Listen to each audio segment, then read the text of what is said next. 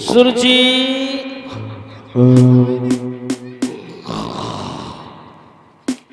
सुरुचि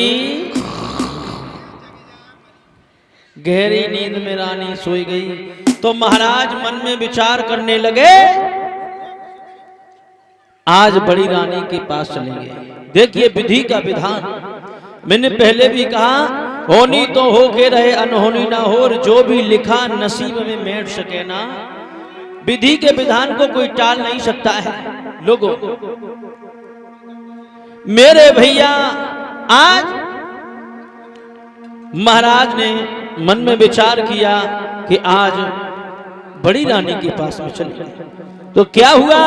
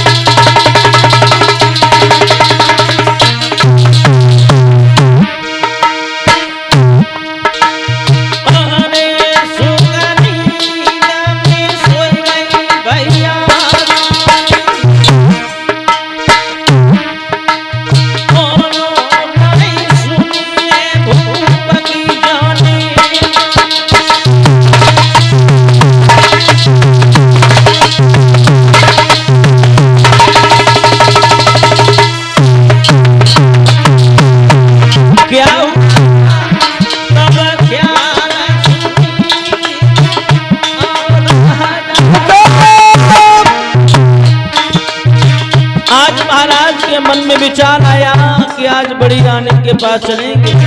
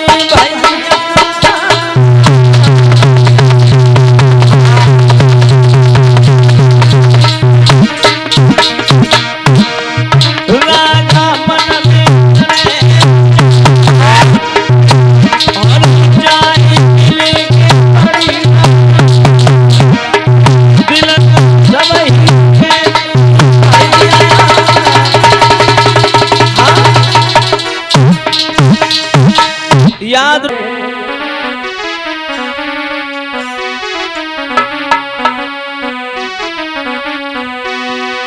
अरे हुई रही कामलीना छटा छब छीनक सुंदरताई, चेहरे को ढलक के गाँव रंग पीली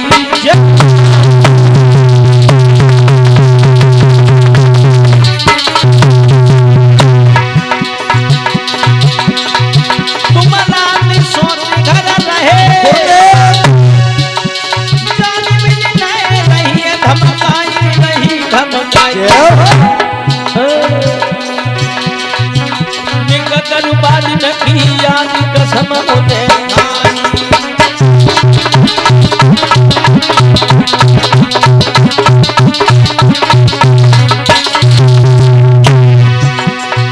तुम रात सोच घर रहे जाने में मिले गई धमकाई गुरुदेव निकल बाज न किया कसम होते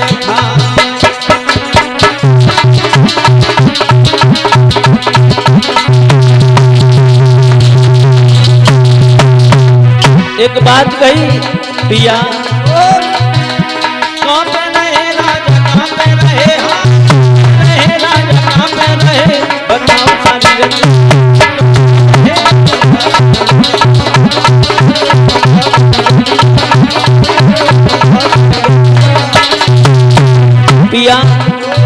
हमसे झूठ न बोलो, उस दिन की याद करो हमसे कसम खाई थी। आहा कांपे रहे राजा, कांपे रहे सैयद, कांपे रहे, बताओ सारी कांपे रहे।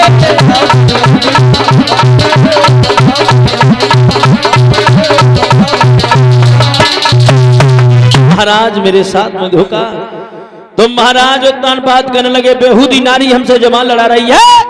सारी रात मैं तेरा इंतजार करता रहा, तू पड़ी पड़ी सोती रही, चेहरा मेरा कुमलाएगा तेरा। सोई रानी कहने लगी, पिया हमसे भूल हो गई, हमें क्षमा करो महाराज की बंदर उनकी काम कर गई। व्यास नंदन श्री सुखदेव जी सावधान करते हैं राजन परीक्षित उसी रात्रि को रानी गर्भ को धारण करती। तदोपरांत दूसरी रात्रि सुरुचि भी गर्भ को धारण करती है। समय धीरे धीरे व्यतीत होता चला गया। 9 मास बाद मैया के उदर से एक पुत्र का जन्म हुआ। कोई देख रेख करने वाला नहीं। लोगों,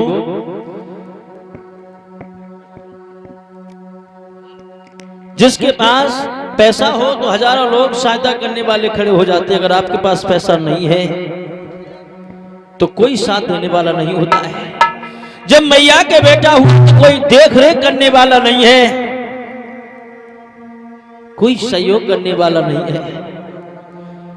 उसके बाद सुरुचि के उधर से पुत्र हुआ तो हजारों दास दासियां हैं। महाराज ने ब्राह्मण याचकों को बुलाया, नाम और संस्कार करवाया। सुरुचि के जो गर्भ से बेटा हुआ उसका नाम रख दिया उत्तम। पंडित जी जा रहे थे तो आवाज लगाई सुनीति ने, पंडित जी, ओ पंडित जी ने कहा हमारे लल्लू को नाम रख दे। पंडित जी ने कही पैसा है? बोले पैसा आवे ना है, जब तुम फिर आओ तो हम जरूर दे देंगे। बोले पैसा ना है तो हमारी पत्रों में नाम ना है। अरे पैसे में वो ताकत होती है, कभी कल्पना करता है।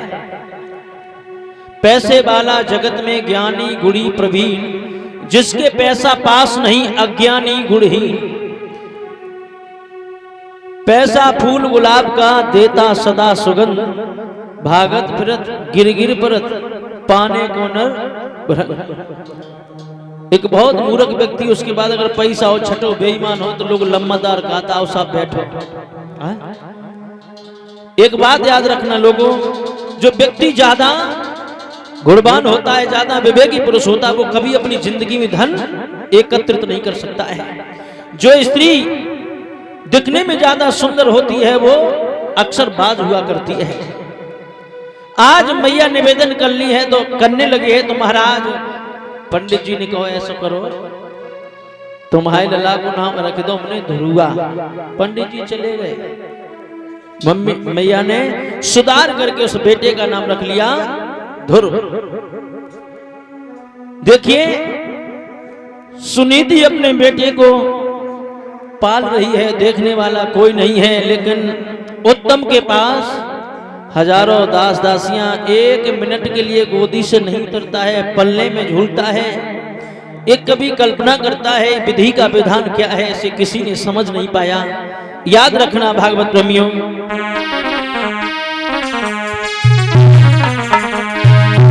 कि एक वृक्ष की दो डाली और किस्मत जुदा जुदा है। एक डाली जाए हवन में, एक से जल रही चिता है।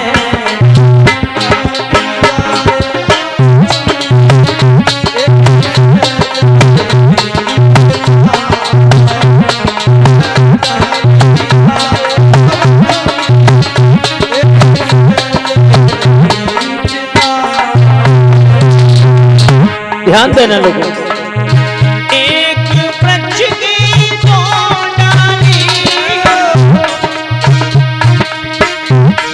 बद किस्मत जुदा जुदा है।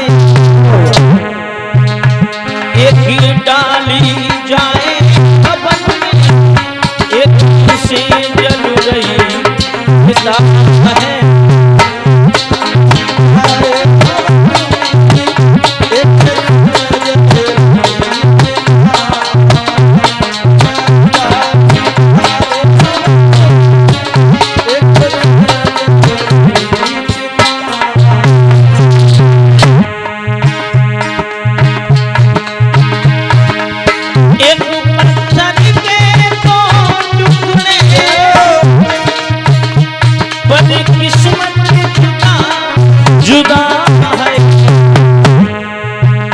एक पत्थर है, उसके दो टुकड़े हैं, लेकिन किस्मत अलग अलग है। क्या?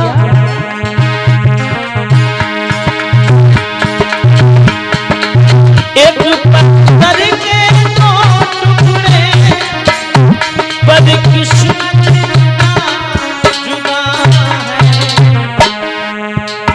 एक बन शंकर जी कुछ, एक सीढ़ी में बन शंकर जी एक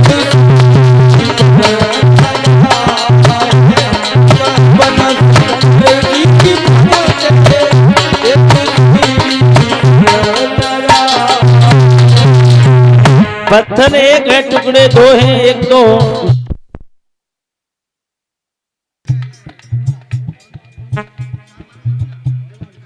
एक पत्थर की मंदिर में पूजा हो रही है, दूसरा पैरों से दब रहा है। और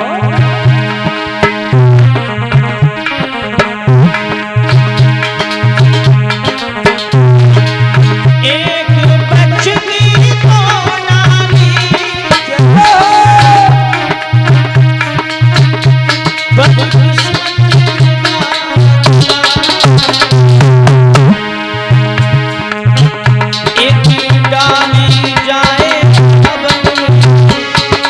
से जन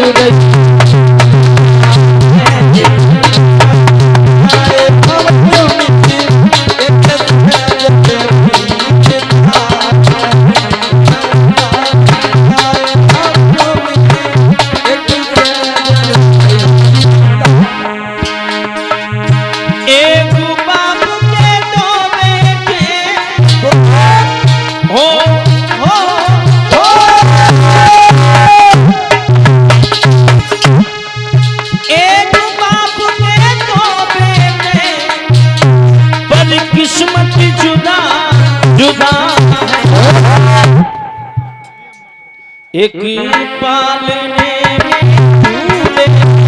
एक पत्तों बड़ा है, पालने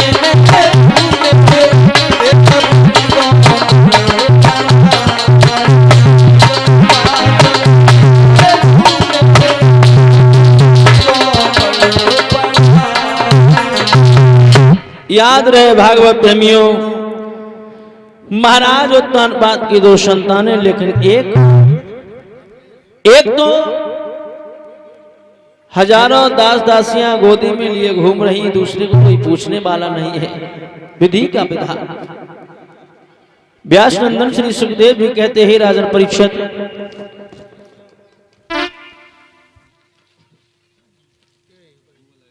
और इसी बीच में हमारे गले में नोटों का हरा है।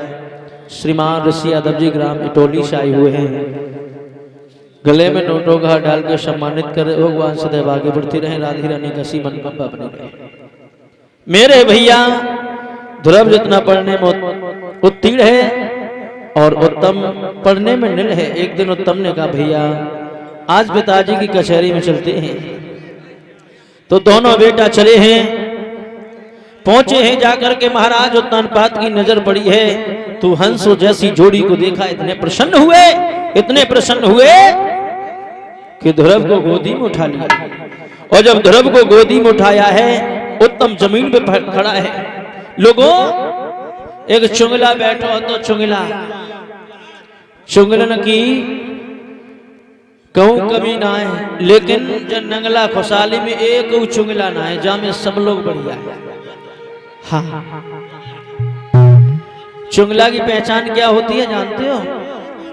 चुंगला के अंदर एक कला होती है, छोटी सी बात को बहुत विशाल रूप दे देता है।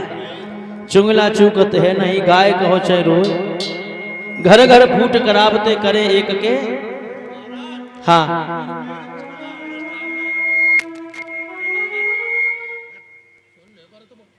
मेरे भैया अगर कहूं चुंगला पिटत होए, ध्यान देना, अगर कहूं चुंगला पिटत होए तो कहूं बचाइयो न मौका लग जाए तो दो चार। हाँ, अपने घर में कहूं लड़ाई होए, पंचायत घर में ही कर लियो, बाहर को पंच मत बुलाना। एक कवि कल्पना करता है क्या,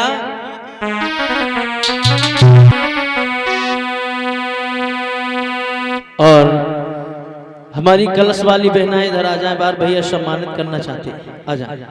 हाँ,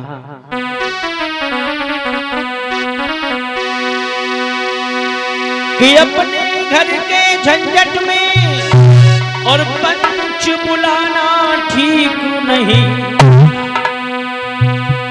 भैया, और चुगला हो कहीं पिटता हो तो उसे बचाना ठीक नहीं।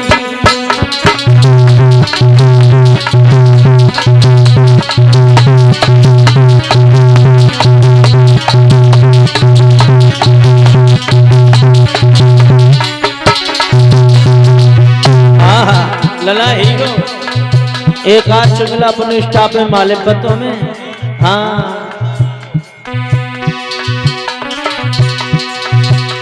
अपने घर के झंझट में ए भैया आने पंच बुलाना ठीक नहीं,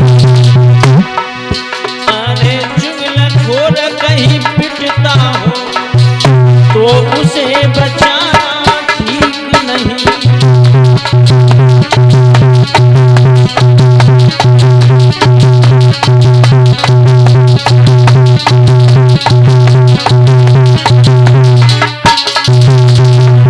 और बिटिया चाहे कितनी प्यारी हो उसे घर घर घुमाना ठीक। याद रखना इस धर्म की बात को, भैया चाहे कितनी प्यारी हो, भैया चाहे कितनी प्यारी हो, पर भेद छुपाना ना चाहिए।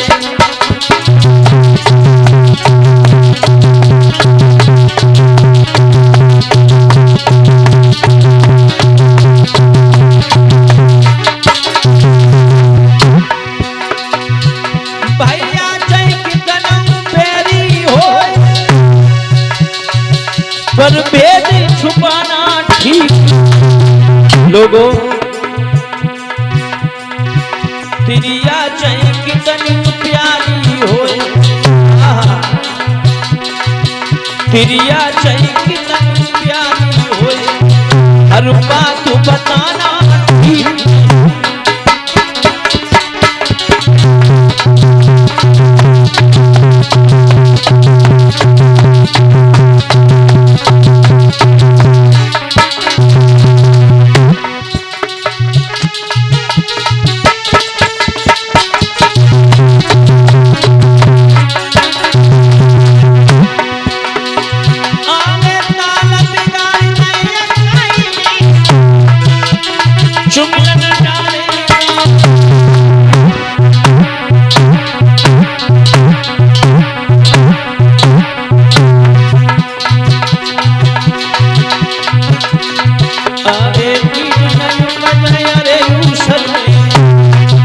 तुम कितनी खाद लगा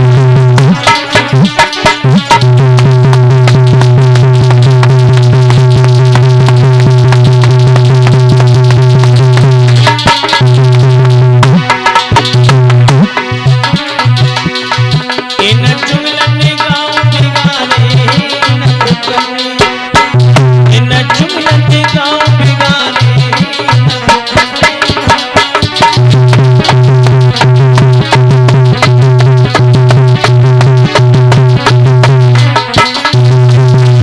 याद रहे भागवत प्रेमियों की चुगला, और चुगला भागा है, भाग करके पहुंचा कहां, छोटी रानी सुरची के पास में। कहा महारानी गजब हो गया। बोले क्या हुआ? बोले महारानी तुम्हारा बेटा जमीन पे खड़ा है और तुम्हारी जो सौत का बेटा है महाराज ने गोदी में उठा लिया, उसे तो गोदी में लिए हुए। लोगों आज सुरजी वहां से भागी है और भाग करके पहुंची है कहां, महाराज की कचहरी में। तो ध्रुव के गाल में ताड़ सीना तमाचा दिया। और कहा अरे नालायक, थोड़ा सा भगवान का भजन किया होता तो मेरी कोख से जन्म लेता तो तू इस गोदी में बैठने का हकदार था। याद रहे भागवत प्रेमियों, ध्रुव रोता हुआ अपनी मैया के पास में पहुंचा तो मैया सुनीति ने देखा, कहा लाला क्यों रो रही हो, क्या बात है? ध्रुव ने कहा मैया, पिताजी ने मुझे खुशी से गोदी में लिया और मौसी आई, मौसी ने मेरे गाल में तमाचा दिया। माँ, मौसी ने मेरे गाल में तमाचा मारा, मुझे उसका दुख नहीं हुआ। मैया, दुख सिर्फ इस बात का है कि पिताजी के मुख से एक शब्द नहीं निकला। सुनीति ने कहा लाला वो तुम्हारे पिता नहीं हो। बोले वो हमारे पिता नहीं है तो आखिर कौन है मेरा पिता? बोले लाला ये तो नकली पिता है, जो सारे संसार का पिता है उसका भजन करना जाकर के, जिससे तुम्हारा कल्याण हो, ये तो नकली पिता है। एक बात याद रखना भागवत प्रेमियों, वो माँ नहीं हो सकती जिसके अंदर दया न हो, वो राजा नहीं हो सकता जिसके अंदर न्याय न हो, वो बाग क्या जिसके अंदर फूल न हो। ये कवि कल्पना करता है।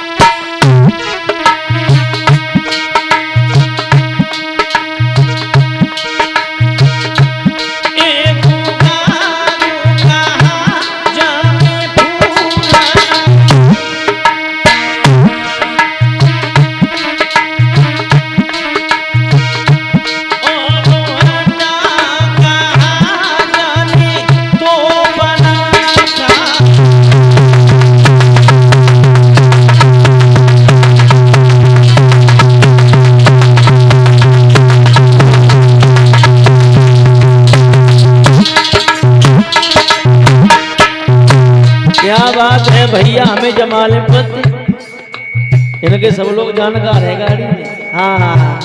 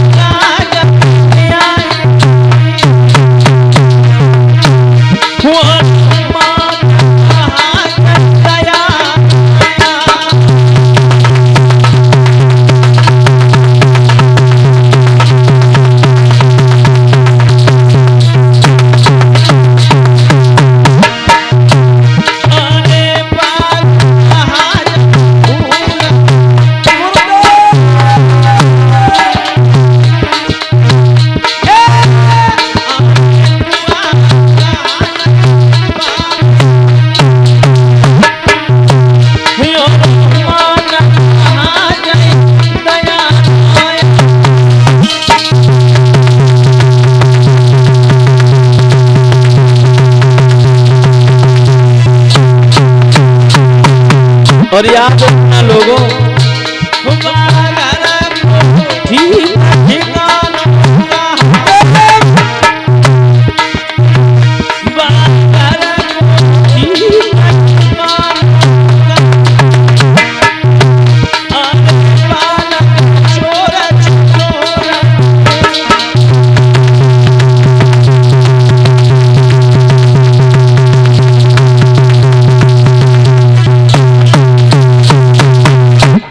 याद रहे भागवत प्रेमियों, उस घर की प्रमोशन नहीं हो सकता है जिस घर में बालक चोर हो और स्त्री चटोर हो। याद रहे भागवत प्रेमियों, आज मैया ने समझाया लाला तुम भगवान का भजन करने जाना, थोड़े बड़े हो जाओ। तो ध्रुव नहीं माना है, योगी रूप धारण किया है, ध्रुव योगी बन गए, मैया रोती रही, रोकने की बहुत कोशिश की है। महाराज उत्तानपाद को पता लगा कि ध्रुव तपस्या करने के लिए जा रहा है। कहा ध्रुव वन में तपस्या करने न जाए, मैंने आधा राज दिया। ध्रुव ने कहा मुझे कुछ नहीं चाहिए। फिर लोगों को भेजा, मना कर दो, बोले पूरा राज दिया। ध्रुव ने कहा मुझे कुछ नहीं चाहिए, मैं तो भगवान का भजन करने के लिए वन में जाऊंगा। लोगों याद रहे, आज ध्रुव नहीं माना है, योगी रूप धारण कर लिया, गले में बैजंती माला है, हाथ में दंड कमंडल है, कानों में खजूर के कुंडल हैं, चले हैं। तो आज अयोध्या से निकले हैं, अयोध्या के बाहर पहुंचे हैं, दो स्त्रियां आपस में बात करती, बहन ये देखो कितना छोटा सा बच्चा है, बाबा बन गया है, मुझे ऐसा प्रतीत होता है या तो इसे घर से निकाल दिया या इसकी मां मर गई है। आपस में बात कर रही हैं और समझा करके बोली है, बहन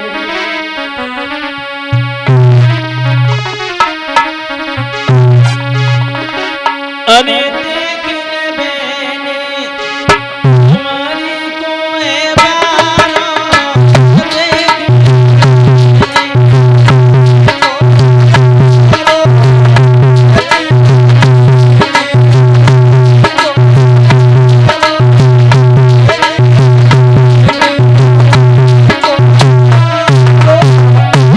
आपस में बात कर रही है, कर रही है बहन।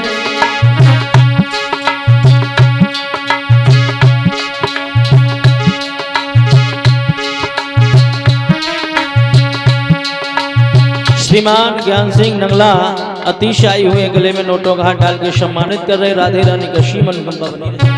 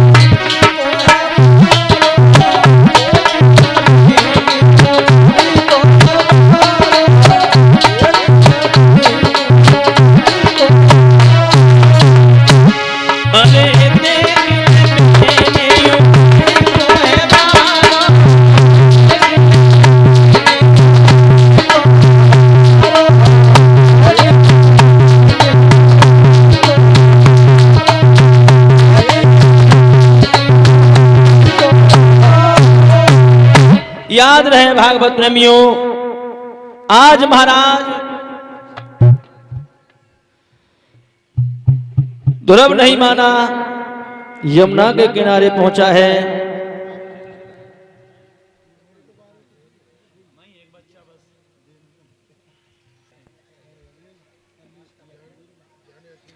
बोलिए गोविंद भगवान की। देव ऋषि नारद से मुलाकात हुई। देव ऋषि नारद ने कहा लाला कहाँ घूम रहे हो? बोले आप कहाँ घूम रहे हो? देव ऋषि नारद ने फिर पूछा लाला मजाक नहीं कर रहे, जंगल में शेर भालू चीता तुम्हें कोई खा जाएगा? बोले बाबा जी तुम्हें तो खाओ नहीं खाओ। दिमाग में झटका लगा, कोई साधारण बालक नहीं है। सवाल किया क्यों आए? बोले भगवान से मिलेंगे। बोले बहुत छोटे हो, सारी जिंदगी हुई गई कपड़ा हमें रंगे रंगे, भगवान से नहीं मुलाकात भाई। बोले मुझे भगवान से मिलना है, उनकी गोदी में बैठना है। बोले गुरु किए हैं? बोले गुरु कौन से पेड़ पर लगत, गुरु हम नहीं जानते। याद रहे भागवत प्रेमियों, आज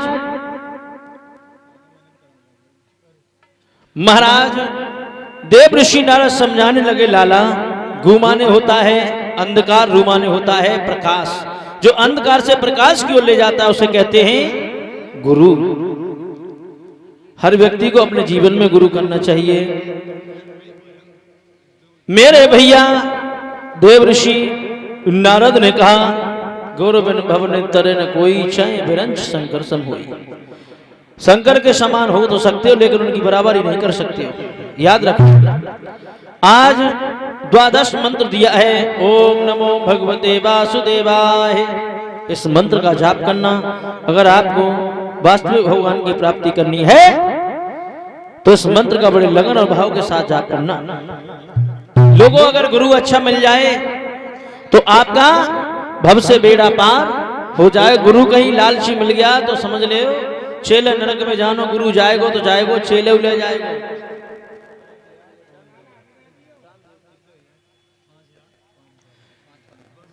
मेरे भैया याद रहे, एक गुरु और चेला आते, गुरु चेला, और दोनों महाआलसी रहे।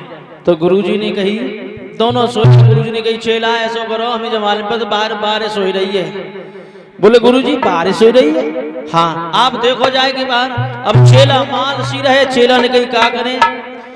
तो बाहर एक कुत्ता बैठो तो गुरु चेला ने परी परी पर कुत्ते पुचकारो और परी परी की पीठ पे हाथ फेरो। मैंने कही गुरुजी एक बूंद नहीं गिरी। गुरुजी ने कही क्यों रे नालायक, तू चारपाई पर लेटा, यहाँ से हटा नहीं, और कह रहा बूंद भी नहीं पड़ी। बोले गुरुजी अगर बारिश होती तो कुत्ता की पीठ भी भीगी हुई होती। दोबारा गुरुजी ने फिर कही बेटा ऐसा करो, समय काफी हो गया है, लालटेन बुझाए दो।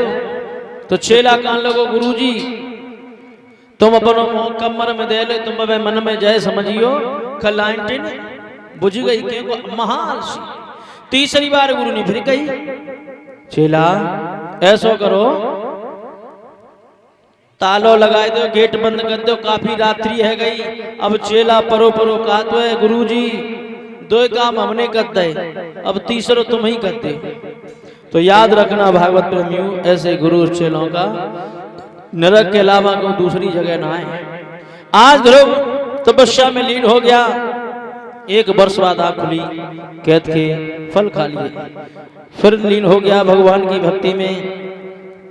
दोबारा आँख खुली तो पत्ते खा लिए, पानी पी लिया। तीसरी बार वायु का हार किया है, और जब वायु का हार किया है तो लोगों जीव जंतु के प्राण खींचने लगे हैं। देव ऋषि नारद भागे हैं, क्षीर सागर में पहुंचे, कहा प्रभु आपका भक्त आपकी भक्ति में लीन है, अगर आप नहीं गए तो समझ ले संसार जलवे में बहुत देर नहीं लगेगी। ऐसा करो जल्दी चलो, तुम्हारी भक्ति में ध्रुव लीन है, और उसकी भक्ति ठिकाना किसी के बख्श की बात नहीं है। इंद्र परेशान है, इंद्र ने अनेकों अप्सराओं को भेज दिया, और वसी रंबा बहन का कोई सुनीति बन जाती है, कोई नागिन बन जाती है, कोई मोरनी बन जाती है। अनेकों तरीके से ध्रुव की समाधि टिकाने की कोशिश कर रही, लेकिन ध्रुव की समाधि नहीं टूटी। प्राण वायु खींची है तो जीव जंतु के प्राण खींच रहे हैं। आज भगवान भागे हैं, सभी लोग बड़े भाव से बोलेंगे ताली बजाते हुए।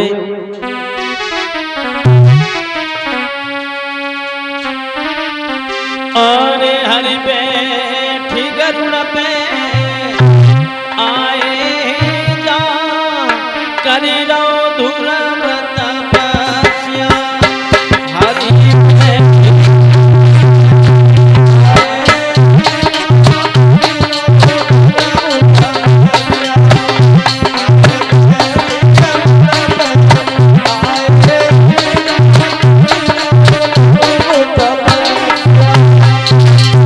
जितने भी भक्तजन हैं, तुम्हें अपने अपनी ईमान की कसम है, सभी लोग बड़े भाव से बोले, मीठी मीठी ताली बजाते जय हो। हरि बैठी गरुड़ पे आए जा, करी रो धुरव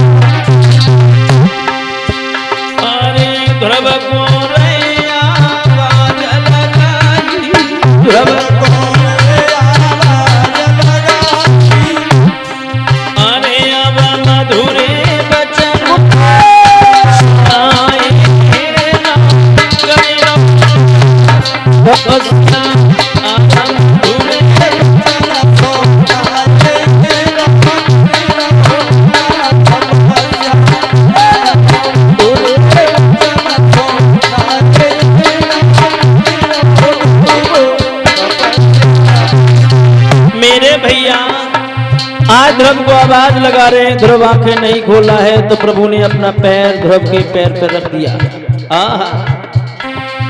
आंख खुली, गोदी में ले लिया। बोलिए भक्त और भगवान की।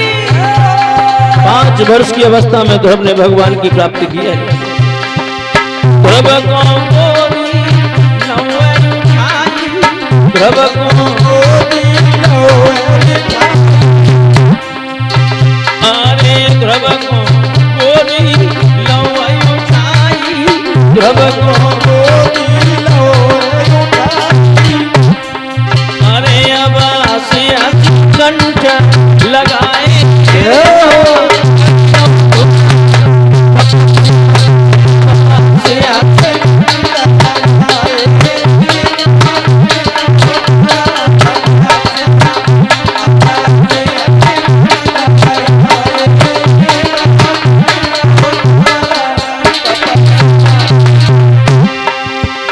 हरि में फिकर आए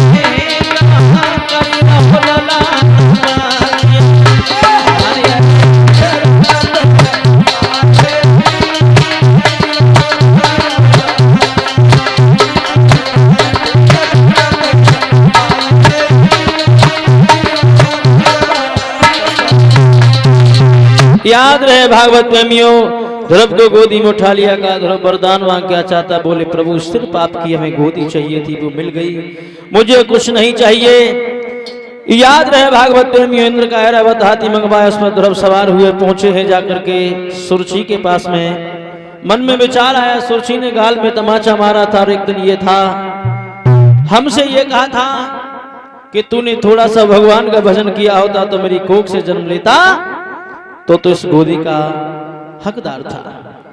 आवाज लगाई है, शरण वंदन किया है और आगे बढ़े। मैया सुनीति की रो रो करके आंखों की रोशनी जा चुकी थी। लोगों पैरों में गिर गए। ध्रुव कहा कौन है? बोले मैया